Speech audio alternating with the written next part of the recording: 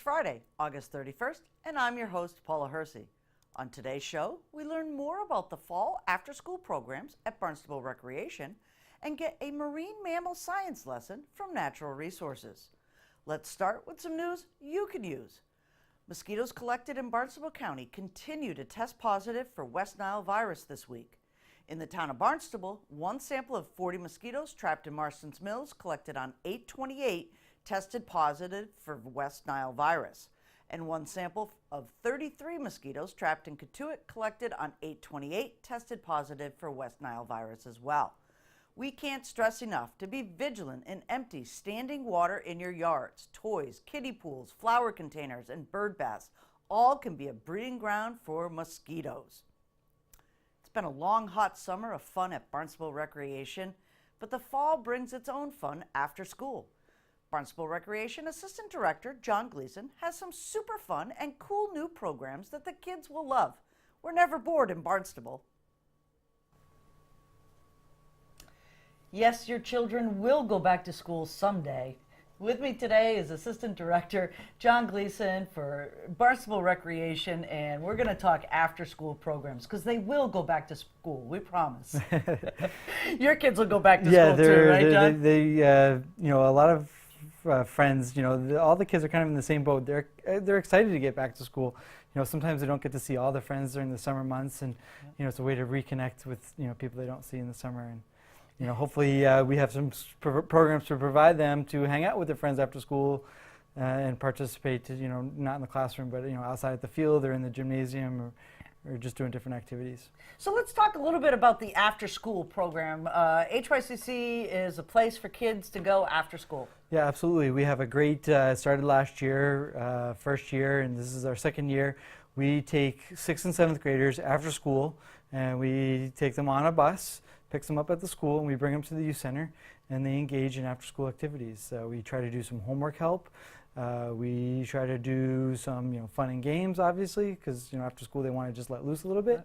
But we also try to do some educational things. Like last year, one of the highlights was Officer Fulham came over with his dog and did a little canine demonstration, and the kids really enjoyed that. And we try to teach them some other things, really how to socialize with each other. Because nowadays kids are, on their phones and computers and stuff like that. So we just teach them how to, talk to each other and hang out and learn to get along, or if they don't get along, how to, work it out instead of just trying to do something online about it or actually, be physical about it. We try to get them to use their words and, connect with the other kids in the program. So, and that's that age group, we used to call them latchkey. They're kind of at that age where there's a lot of peer pressure and they're not quite ready to be home by themselves for an extended period of time. So being in a structured environment is really important. Yeah. I mean, you can give the kids a little freedom, but you're right, they're still 11, 12 years old. My oldest child is entering the 6th grade, and we can give her a little bit of freedom, but they still need to be watched over and given some guidance. And if they do make a mistake on their own, at least we're there to help them out and guide them through any situations that they have. Right. So that's the after-school program. We'll talk about at the end of this how folks can sign up for this stuff. Absolutely. But there's like so much cool stuff going on with Barnstable Rec and HYCC this year. Yeah, I mean, we have tons of great things. We've every year we always try to find something new and different. In the same lines, keep our traditional things. Our traditional things after school for 4th through 7th graders is, after school volleyball, field hockey, flag football, babysitting, bowling. We always have those standards, but last year we started a new one, mountain biking. I know we wanted to talk about that one, and that's a great program. We work with Sea Sports on 132, and they provide rental bikes for the kids to go on different trails in Barnstable. And if they have their own bike, they can bring their own bike, and they just get together and ride and teach the kids about all sorts of, bike safety and those things. And it's just a cool new program that we started last year. George Noonan, one of our program coordinators, is in charge of that one, and it was just such a great idea when he brought that to the table last year. That's fantastic. There's also a couple of other ones that kind of hit my you have hiking adventures too. Yeah, we have a great hiking outdoor program. They meet with Miss Andrea Higgins, and they go to different outdoor areas. She teaches them all about nature and sea life and all sorts of different things. It's a real exercise class because they get to hike and walk around, but it's really educational, and the kids get to learn a lot of stuff about nature.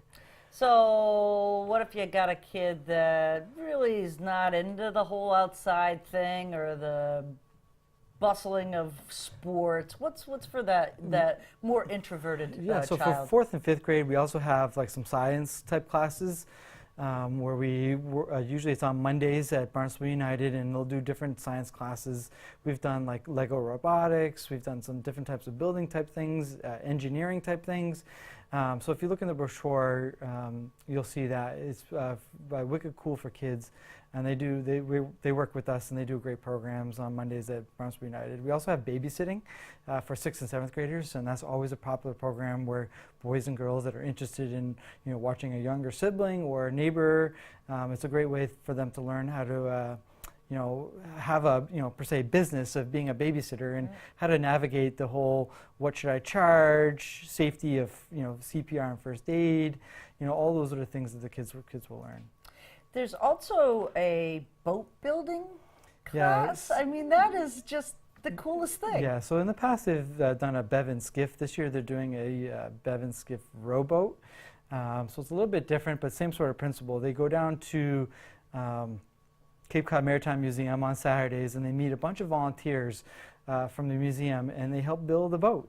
They learn, how to use tools, and they're really hands-on. The kids actually, are the big proponents of building this boat. Right. They work on sanding it down, putting in the nails, finishing it, painting it, and we always put in, if weather allows, if they finish it on time, they get to put it in the water and test it out.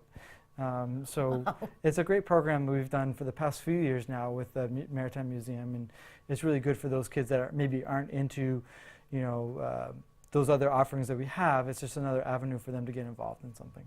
Right. One of the ones that I saw that I thought it's one of those activities that you don't traditionally think children will do, but it seems to be popular, is fencing. Absolutely, yeah. We started fencing a few years ago now. Whenever you run into like Olympics and stuff like that, you always find that kids will gravitate to some of those programs. Another one, for example, is like archery, which we have in the fall as well, which, they see it in the Olympics and they want to do it, or they watch a movie like The Hunger Games and they want to do it. So the fencing is similar, it was in the Olympics, and, I started it back when I was a program coordinator, and bumped into someone that teaches it, and before knew it, we had a new program, and we always seem to do really well with that. It's after school for 4th and 5th graders to teach them just the basics of how to hold it and the stance, and then at the end they'll do like a little mini match, and then from there, if they're interested, they can join a club, Cape Cod Fencing Club. So it's just a win-win for us as a new program, and it's a win for the fencing club to add more fencers, as they get older, or. Right, and it's a wonderful sport to teach sportsmanship as well as balance. Absolutely.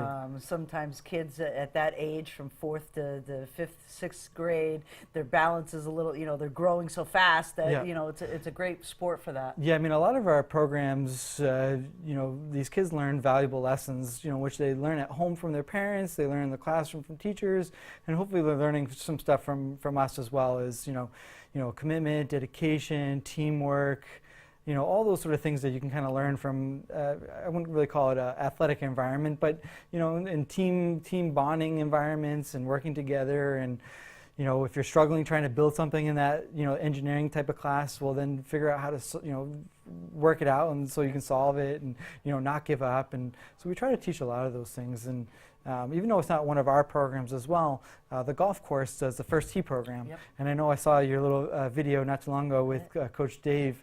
Coach Dave is phenomenal, and that's another program that kids could do in the town as well. It's Monday through Saturday, where the kids can do the First Tee program, where they learn the core values and stuff like that. So, whether it's with us with the rec or at the golf course doing the First Tee program, there's plenty of things for these kids to do, in the town after school. Right, and we don't want to hear you're bored. Right, you're right. Yeah, there's too many times where you hear, oh, there's nothing to do, there's not going on, Right. there's plenty to do. And I do want to mention, because we do talk about a lot of the after-school programs, we do also have programs for the younger ones on Saturdays. So we don't have enough staff to take care of every school, every child, Right. but on Saturdays we'll do K through 3 soccer, K through 3 field hockey, volleyball, tennis, all sorts of things for the younger age group where we can kind of dedicate the Saturdays to them and do a lot of programs for them on the weekends. And we kind of do the Monday through Friday for the older kids after school. I love the little soccer kids when they first get out on the field. It's like a little maze of bees as they go back and forth. We started soccer a few years ago, and our numbers have just grown tremendously. We work with Coach Doc from UKSD, and the kids love him. And he's also the high school soccer coach, so he'll bring in some of the players from the soccer team, and they'll work with the kids. And we find that model works really great when we work with high school age students that are on a team, like a volleyball team, a basketball team, and they work with those kids. They just look up to those kids, and even though those kids don't realize it, they're huge role models to these younger kids, and they really look up to them, and they hope someday maybe they could become the next star of the basketball team or volleyball team. So it's really great to see the interaction with the high school coaches, other sort of partners that we have, the high school kids, and then the younger kids. It's just a great circle of life with everyone getting involved in the program. It really is. And you know what? You've sold me. How do I sign up? All right. Well, There's the brochure. So we have a couple ways. You can sign up in person. We are changing our start time this year. Normally in the past it's been 8:30, but we've changed it to 8:45. A lot of our own staff comes in at 8:30, and some of us have to take our own children to daycare and school and stuff like that. So sometimes it's a challenge for us to be prepped and ready for our customers that early. So we started at 8:45 in person or online. You can register online if you have a username and password, and it's a quick touch of a couple buttons and you're signed up online. If you don't have a username and password, you can go to the same portal on our town website and click on Need an Account. You can fill out all your information, and then it will shoot us an email, and we'll shoot you back a username and password so you're ready to go for the 5th. It's September 5th, and people shouldn't wait, especially with the holiday weekend. Right. They should be doing it today to get ready, so when we come that Wednesday, they're ready to go. And by all means, anyone can call us with any questions. Right. Our number is 508-790-6345, and we'd be glad to answer any questions. And the brochure is right there too. Yeah, so they can brochure is online, plus it was delivered to all daycares, preschools, schools. So when the kids do get back to school, it would go home in their backpack. Okay. And I know some kids, having 3 kids at 3 different schools this year, I did see kids or parents with the brochure in hand at some of the open houses. So it is out there, but with school starting not till Tuesday, maybe they could grab it online. And we also did email it out to everyone that's in our computer system. We emailed them out a copy so they could look it over. Excellent. Well, let's hope that they all go back to school. Yeah, cross our fingers. Exactly. Thanks so much, John. No problem. Take care. Though a death of a marine mammal is always sad, the science gleaned from necropsy is incredibly valuable.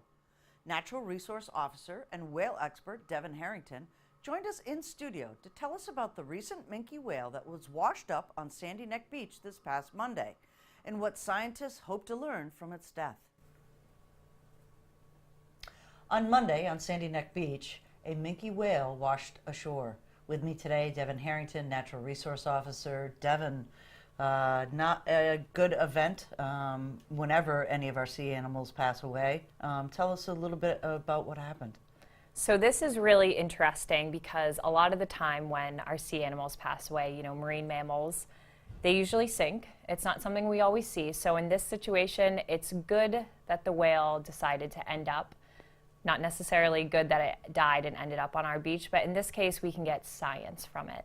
We want to know why that whale died, and we need to know the specifics of it. And to do so, you have to perform a necropsy, which is similar to a human autopsy.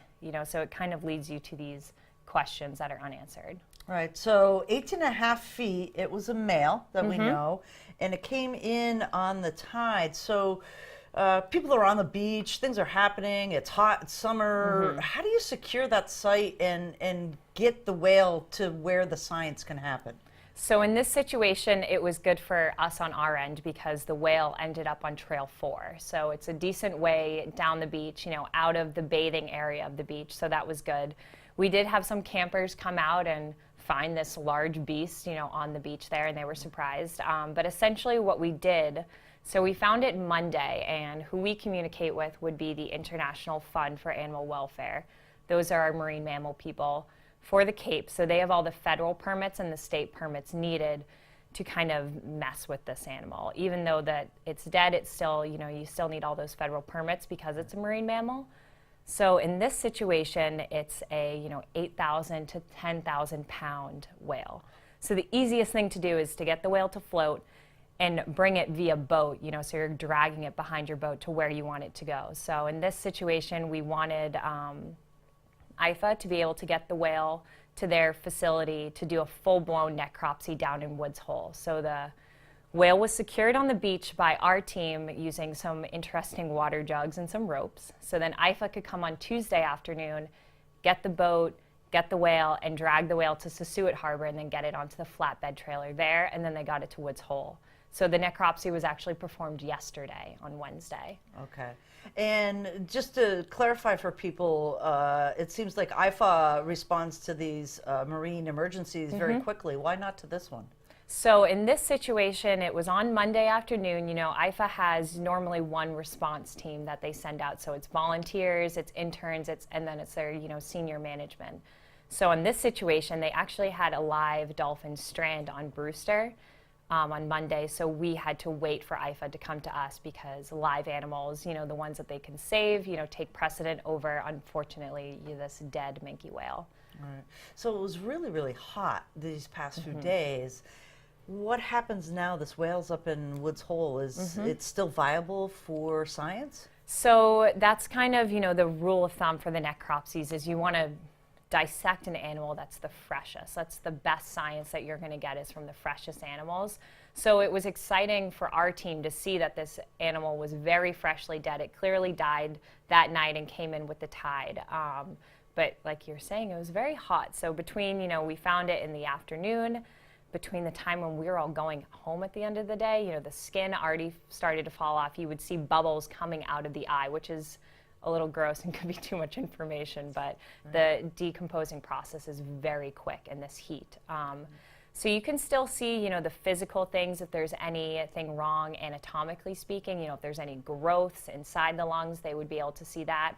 And then a lot of the information they're also taking is information that needs to be figured out under a microscope in a lab done by testing with other chemicals, to figure out diseases and things like that. So that takes time.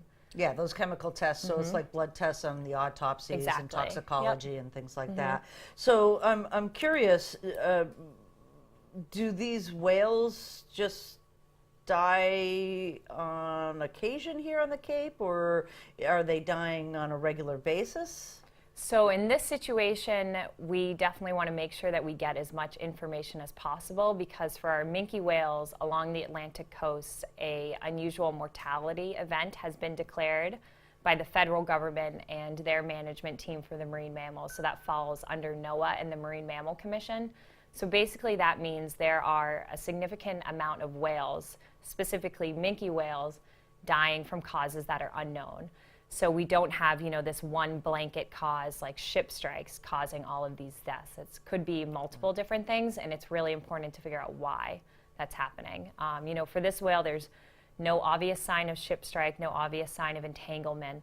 So you really have to dig deeper, and that's why getting that science and getting that information is so important. Right. And minke whales are not endangered? Correct. Okay. So they are, protected federally, and they are protected internationally under the International Whaling Commission. There are countries that haven't signed that petition, so there are countries out there that do hunt minke whales, but they're not a species that's critically endangered like our North Atlantic right whale, but it's still really important for management and population studies to know why some of these whales are dying. Right. Are they migratory like right whales? Yeah, they're going to move around and kind of stay in the areas that have the most food for them, depending on the time of year. But they definitely, move out of our waters and then come back in. But we do have a resident population of minke whales in the winter. They are a whale species that you'll see in the winter. Excellent. Anything else you want the public to know? If they come across something like this on the beaches that they're at, what should they do? So even though this animal's not alive anymore, it's still protected under the Marine Mammal Protection Act, whether that's state, federal, or even town.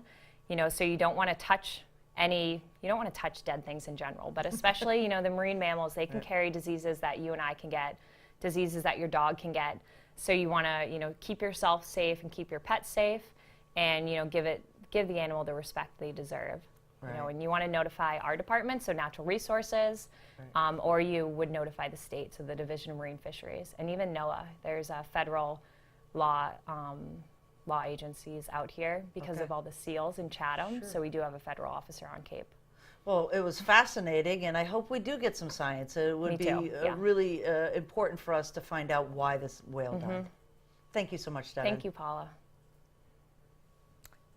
Here's a look at our community calendar. Stroll through the artist shanties before or after the September Sounds at the shanties. The Kareem Sanjaya Trio will be performing Saturday, September 1st from 2 to 3:30 p.m. at Bismore Park in Hyannis.